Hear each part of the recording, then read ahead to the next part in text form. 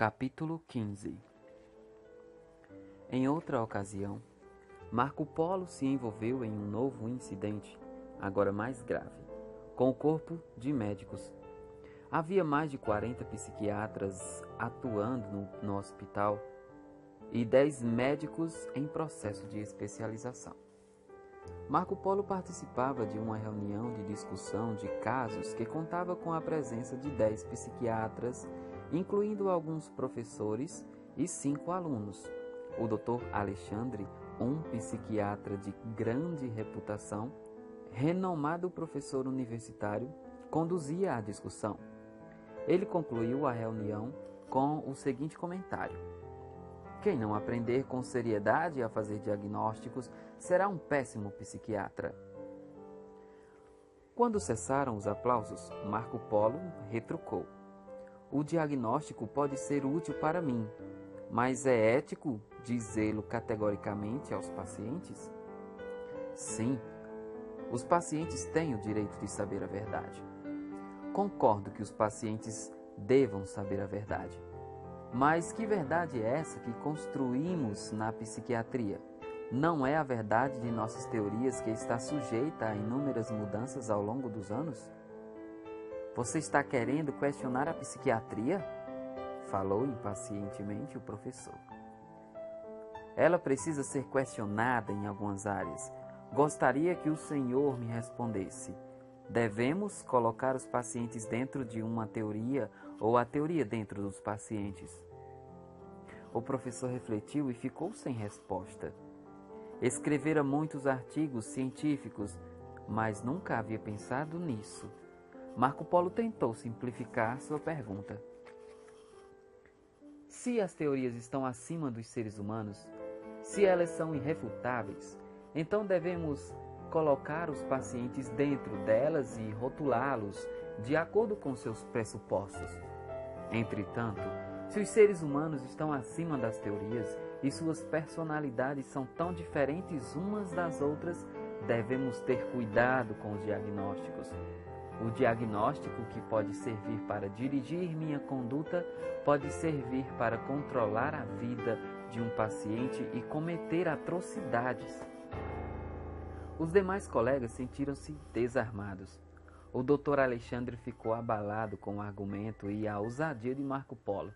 Nunca enfrentaram uma situação como essa, mas tentou sair pela tangente. É folclore que os pacientes possam sofrer com os diagnósticos. Há milhões de pessoas no mundo vivendo sob a ditadura dos rótulos e afirmando: sou depressivo, sou esquizofrênico, sou bipolar. Você não acha que é muito jovem para criticar a psiquiatria? Disse o Dr. Alexandre constrangido. Professor, se eu perder minha capacidade de criticar, serei um servo das teorias e não um servo da humanidade. Marco Polo via diferenças entre comunicar o diagnóstico de uma doença física e de uma doença psíquica.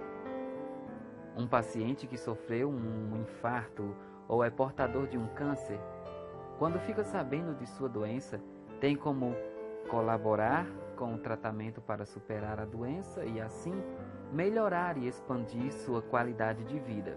Por isso, emudeceu. Raramente os pacientes infartados ou portadores de câncer são discriminados por terem tais doenças. Ao contrário, frequentemente recebem afeto, apoio e visitas dos amigos e parentes. Enquanto que os portadores de psicose, maníacos depressivos ou esquizofrenia são rejeitados por alguns familiares e excluídos socialmente. Raramente são visitados por seus amigos. O rótulo na psiquiatria gera um isolamento cruel e injusto. Eu não rotulo os pacientes, disse um outro professor. Desculpe-me, mas às vezes os rotulamos sem querer rotulá-los. A maneira como comunicamos a eles nossos diagnósticos pode gerar um desastre emocional. Eles perdem a identidade como seres humanos e introjetam que são doentes. Em seguida, Marco Polo respirou e acrescentou: E quanto ao poder dos rótulos? Einstein disse certa vez, abre aspas, é mais fácil desintegrar um rótulo do que desfazer um procedimento. Os professores presentes ficaram intrigados com a cultura e intrepidez do jovem médico. Felipe, que também estava se especializando, falou: Einstein era um gênio. Se ele disse isso, temos de tomar cuidado. Podemos causar mais danos do que ajudar os pacientes. O próprio Einstein foi atingido pelo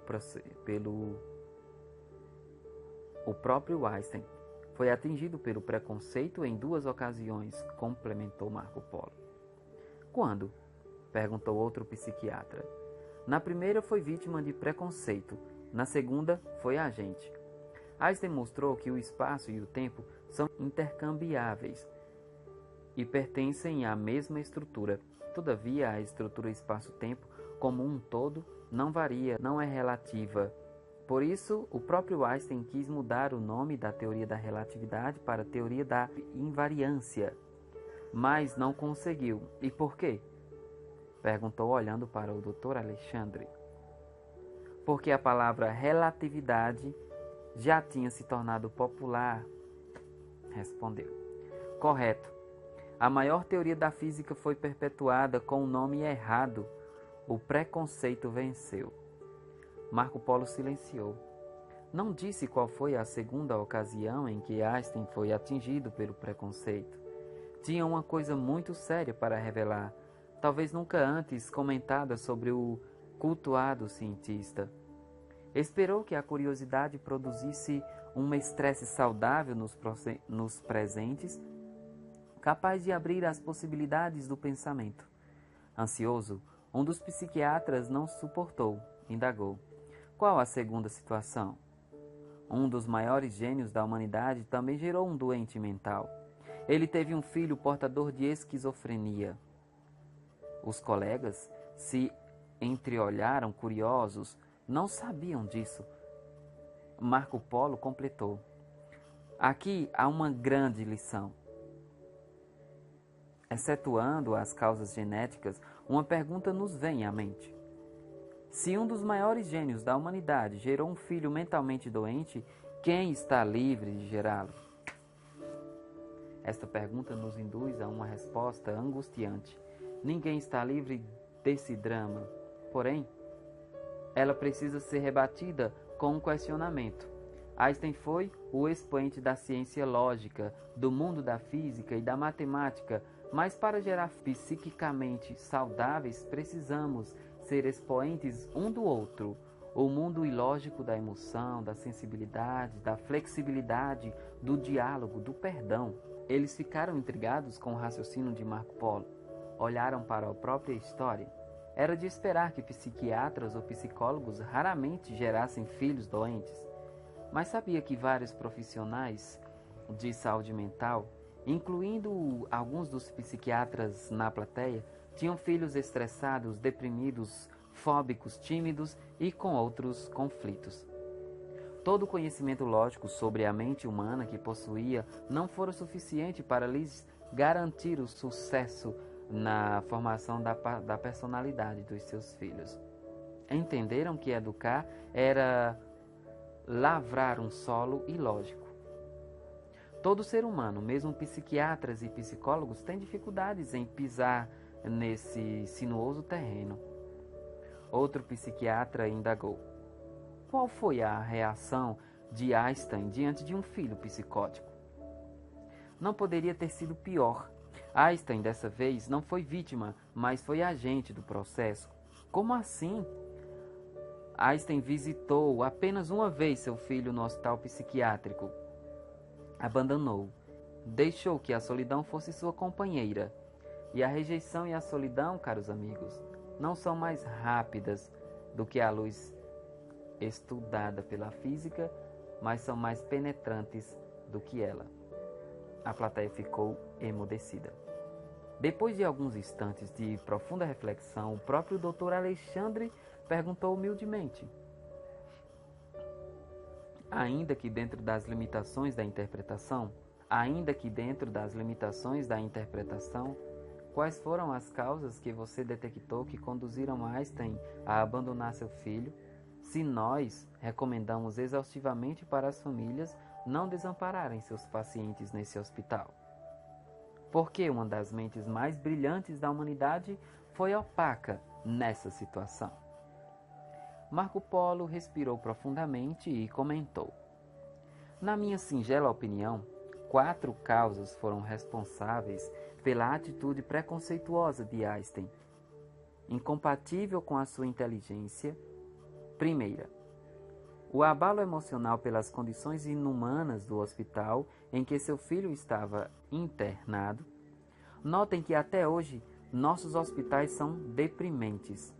Segunda, a falta de esperança de que seu filho superasse sua psicose. Terceira, a dramática angústia que as alucinações e delírios do seu filho lhe causavam. Quarta, o medo de ter de enfrentar sua própria impotência diante de um mundo que não conhecia. Einstein tinha uma mente ávida por respostas, mas deve ter ficado perturbado com a falta de respostas que explicassem a desagregação da inteligência de seu filho, concluiu o Dr. Alexandre. Após uma breve pausa para respirar, Marco Polo completou: essas 4 causas revelam que o homem que mais entendeu as forças do universo físico não compreendeu as forças do mais complexo dos universos, o psíquico. Einstein foi um homem afetivo e amante da paz, mas o preconceito o encarcerou. Seu eu nessa área foi prisioneiro das janelas killers ou janelas de conflito arquivadas em seu inconsciente. Sua fascinante história revela que é mais fácil lidar com o átomo e com o imenso espaço do que com nossas mazelas e misérias psíquicas. Em seguida, finalizou: senhores, cada cabeça é um universo a ser explorado. Bem-vindos à área mais complexa da ciência. O Dr. Alexandre inspirou-se diante dessa última frase. Ele sempre fora uma pessoa madura. Como todo mundo, tinha suas defesas quando questionado ou contrariado, mas, ao ser convencido sobre seu equívoco, teve a coragem de apertar as mãos do seu aluno. Marco Polo tem razão. Reconheço o meu erro. A psiquiatria e a psicologia, bem como a medicina em geral, não podem ver a doença como um produto, tal como no mundo capitalista. Com o passar do tempo, nos tornamos técnicos em doenças e perdemos a sensibilidade pelos doentes. Vamos nos vacinar contra a indústria do preconceito. Usem os diagnósticos, mas não sejam usados por eles. Desse modo, a reunião se encerrou. A pequena plateia deu um salto na compreensão do fantástico mundo da psique humana.